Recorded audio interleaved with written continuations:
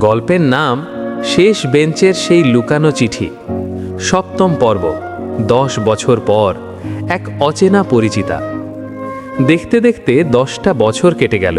ক্যালেন্ডারের পাতা উল্টাতে উল্টাতে জীবনটা অনেক বদলে গেছে। সেই লাজুক স্কুল ছাত্র মাহির এখন শহরের এক ব্যস্ত ইঞ্জিনিয়ার। পরনে সেই পুরনো নীল শার্টের বদলে এখন দামি ইস্ত্রি করা ফর্মাল শার্ট। হাতে স্কুল ডায়েরির বদলে ল্যাপটপ ব্যাগ। কিন্তু কিছু জিনিস বদলায় না, যেমন আমার বুকের বাম পাশের সেই চিনচিনে ব্যথাটা, যা আজও বৃষ্টির দিনে তীব্র হয়ে ওঠে। এই 10 বছরে আমি জান্নাতির কোনো খবর পাইনি, না কোনো চিঠি, না কোনো ফোন কল। যেন সিলেটে যাওয়ার সেই রিকশাটা ওকে শুধু শহর থেকেই নয়, আমার জীবন থেকেও চিরতরে মুছে নিয়ে গিয়েছিল। কিন্তু আমি ওর দেওয়া সেই ডায়েরিটা আজও আগলে রেখেছি। ওটা এখন আমার কাছে কোনো কাগজ নয়, ওটা আমার বেঁচে থাকার অক্সিজেন। সেদিন ছিল এক মেঘলা বিকেল। অফিসের একটা কাজে আমাকে সিলেটে যেতে হয়েছিল। কাজ শেষ করে স্টেশনে বসে ট্রেনের জন্য অপেক্ষা করছিলাম। হঠাৎ স্টেশনের লাউডস্পিকারে একটা ঘোষণা হলো, ট্রেনের বিলম্ব হবে। আমি একটা চায়ের দোকানে গিয়ে বসলাম। চায়ের ধোঁয়া উঠছে আর আমি অনমনে ভিড়ের দিকে তাকিয়েছিলাম। ঠিক তখনই আমার হৃৎপিণ্ডটা যেন এক মুহূর্তের জন্য বন্ধ হয়ে গেল।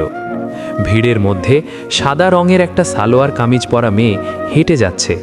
কাঁধ পর্যন্ত ছাঁটা চুল নয়, এখন পিঠ পর্যন্ত লম্বা বেনি। চোখে সেই কালো ফ্রেমের চশমাটা আর নেই, কিন্তু সেই হাঁটার ভঙ্গি, সেই চোখের মায়া আমি ভুল করতে পারি না। আমি চিৎকার করে ডাকতে চাইলাম, কিন্তু গলা দিয়ে শব্দ বের হলো না। আমি দৌড়ে দিয়ে ওর সামনে দাঁড়ালাম।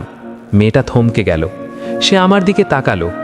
10টা বছর পর আমরা আবার মুখোমুখি। সে মৃদু স্বরে বলল, মাহির, তুমি এখানে? ওর কণ্ঠে সেই একই স্নিগ্ধতা। জান্নাতি আমাকে চিনতে পেরেছে। আমার মনে হলো আমি যেন আবার সেই ক্লাস 9-এর শেষ বেঞ্চে ফিরে গেছি।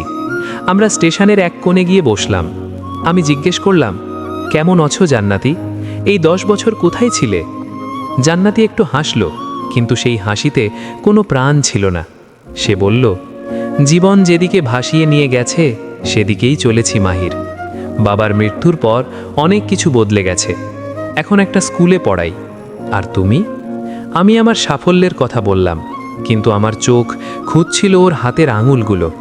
সেখানে কি কোনো আংটি আছে? ও কি এখন অন্য কারোর? ও বুঝতে পারল। সে মাথা নিচু করে বলল, রনি এসেছিল জানো। ও সিলেটে আমাদের বাসায় অনেকবার এসেছিল। বাবা চেয়েছিলেন ওর সাথে আমার বিয়ে হোক, কিন্তু আমি। সে থেমে গেল। আমার বুকটা ধক করে উঠল। আমি কাঁপা গলায় বললাম, কিন্তু তুমি কি জান্নাতি? তুমি কি রনিকে বিয়ে করেছ? জান্নাতি আমার চোখের দিকে তাকালো। ওর চোখে জল টলমল করছে। সে তার ব্যাগ থেকে একটা পুরনো মলিন হয়ে যাওয়া কাগজ বের করল। ওটা ছিল একটা নীল খাম। হ্যাঁ, 10 বছর আগে কাদার মধ্যে পড়ে যাওয়া সেই নীল খামটা। জান্নাতি বলল, সেদিন ট্রেন ছাড়ার ঠিক আগে আমি রিকশা থেকে নেমে ওই ড্রেনের কাদা থেকে এটা তুলে নিয়েছিলাম মাহির। লেখাগুলো অস্পষ্ট ছিল, কিন্তু তোমার হৃদয়ের কম্পন আমি আজও এটা ছুলে অনুভব করতে পারি। এই একটা চিঠির জন্য আমি 10টা বছর একা কাটিয়ে দিয়েছি।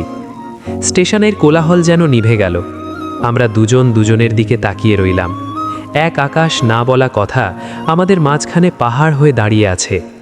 এখন আমরা দুজনেই প্রাপ্তবয়স্ক, কিন্তু আমাদের ভালোবাসাটা যেন আজও সেই স্কুলের গেটে থমকে আছে।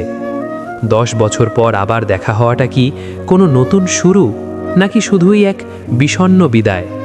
জান্নাতি কি পারবে সব বাধা পেরিয়ে মাহিরের হাত ধরতে, নাকি সমাজ আর বাস্তবতার দেয়াল তাদের আবারও আলাদা করে দেবে?